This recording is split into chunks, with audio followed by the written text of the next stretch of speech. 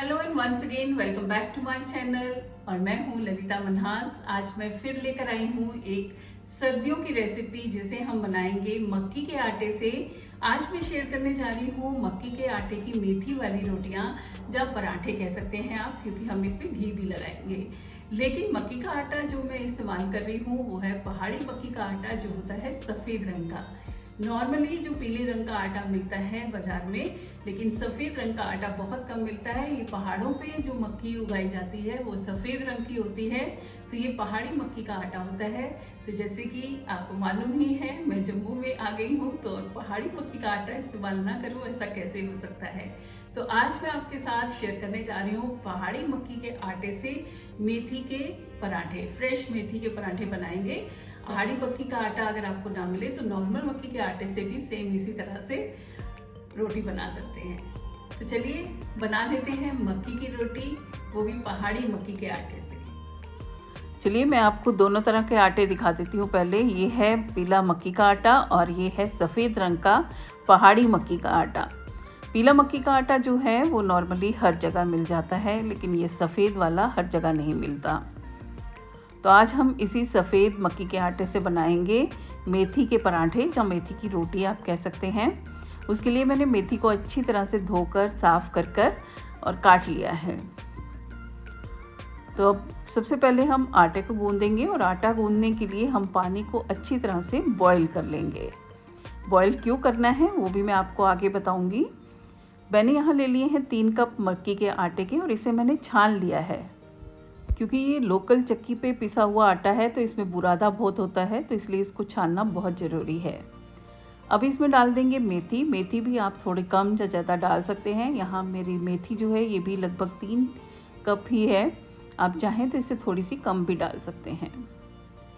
डालेंगे स्वाद अनुसार नमक और कुछ मसाले। जैसे मैंने यहाँ ले लिया है 1/4 टीस्पून अजवाइन का, 1 टीस्पून चाट मसाला, आधा टीस्पून लाल मिर्च का पाउडर और 1/4 चम्मच ही मैंने लिया है गरम मसाला। ये सारे मसाले हम इसमें डाल देंगे। मसाले आप अपनी पसंद के जो भी आप डालना चाहें वो डाल सकते हैं। आप खाली नमक और मिर्च डाल के भी बनाएंगे तो बहुत टेस्टी बनेगा। ये 2 हरी मिर्चें मैंने काट के रखी हैं बारीक बारीक, इन्हें भी डाल देंगे और इनको अच्छी तरह से कर लेंगे मिक्स। उसके बाद हम गर्म पानी लेके उसको थोड़ा थोड़ा डालते हुए गूंदेंगे। पानी को गर्म करना इसलिए ज़रूरी है क्योंकि मक्की का आटा अगर पुराना पिसा हुआ हो तो वो जुड़ता नहीं है, और पानी गर्म से अगर आप इसे गूंदेंगे तो वो जुड़ जाएगा। अब मार्केट से जब हम लेकर आते हैं तो हमें पता नहीं होता आटा पुराना है या नया है। तो मैं भी इसे पहली बार ही अभी गूंद रही थी, तो मैंने पानी अच्छी तरह से गर्म कर लिया है और थोड़ा थोड़ा डालते हुए इसे पहले तो हम स्पून से हिलाएंगे क्योंकि पानी बहुत गर्म है, और उसके बाद जब हाथ सहने लायक हो जाए तो हम हाथ से इसे गूंदेंगे। गर्म पानी से जब हम इसे गूंदते हैं तो ये बहुत अच्छी तरह से चिकना हो जाता है और रोटी बनाने में बहुत आसानी होती है। मक्की के आटे की जब बिल्कुल ऑथेंटिक तरीके से रोटी बनाते हैं तो उसमें सारे आटे को एक साथ नहीं गूंदा जाता। जितना आटा हमने यूज़ करना होता है उसको सारे को गीला कर लिया जाता है और एक साइड पे परात में लगा दिया जाता है। उसके बाद 1 या 2 पेड़े का आटा ले लिया जाता है और उसे अच्छी तरह से चिकना किया जाता है। सॉफ्ट सा डो तैयार किया जाता है। ज़रूरत हो तो इसमें थोड़ा थोड़ा पानी डालते हुए फिर गूंदें, और बिल्कुल चिकना करना है हमने इसको मसल कर।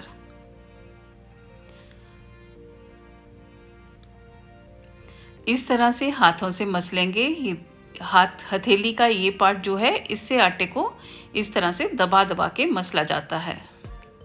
इसको लगभग इस तरह से 3 से 4 मिनट कम से कम मसला जाता है और बिल्कुल सॉफ्ट बना लिया जाता है डो को।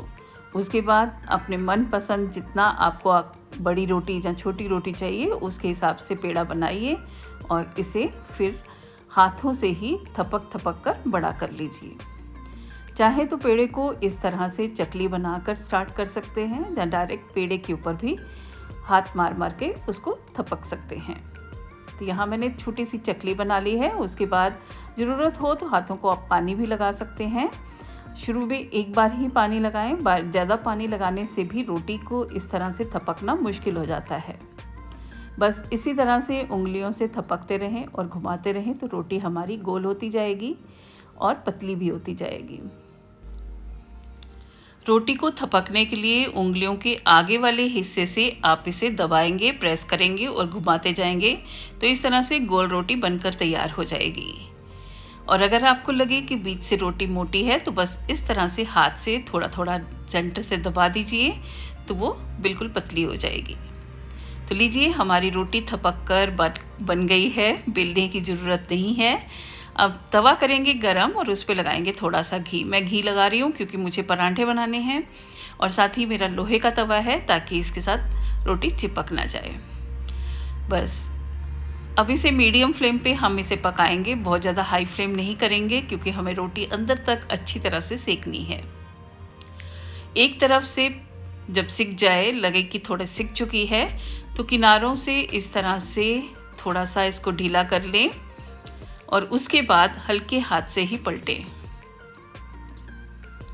जब आप श्योर हो जाएं कि रोटी पूरी तरह से अलग है, तवे से चिपकी हुई नहीं है, तो इसको इस तरह से पलट लें। अगर थोड़ी सी भी चिपकी होगी और उठाने की कोशिश करेंगे तो रोटी टूट जाएगी। उसके बाद आप बिना घी के भी इसे बना सकते हैं और चाहें तो दोनों साइड घी लगा के पराठे की तरह भी इसे सेक सकते हैं।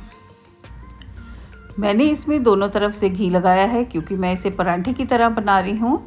बस अब इसी तरह से उलटते पलटते हुए हम इसे दोनों तरफ से मीडियम फ्लेम पे सेक लेंगे।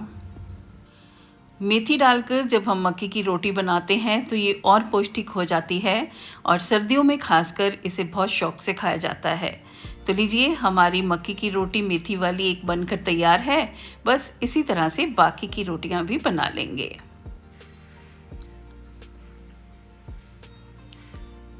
आप चाहें तो इसे बिना घी के बनाकर बाद में ऊपर से एक तरफ जैसे रोटी में घी लगाया जाता है उस तरह से भी बना सकते हैं। आप चाहें तो इसे दही के साथ खाएं या चाय के साथ, सबके साथ बहुत अच्छी लगती है। मैं तो इसे खाने जा रही हूँ बूंदी वाले रायते के साथ। आप भी बना के अपने मनपसंद चीज़ से इसे खाइए, बहुत ही अच्छी और टेस्टी बनती हैं। तो चलिए, जल्दी मिलती हूँ अपनी और किसी रेसिपी में। तब तक के लिए bye bye and stay healthy.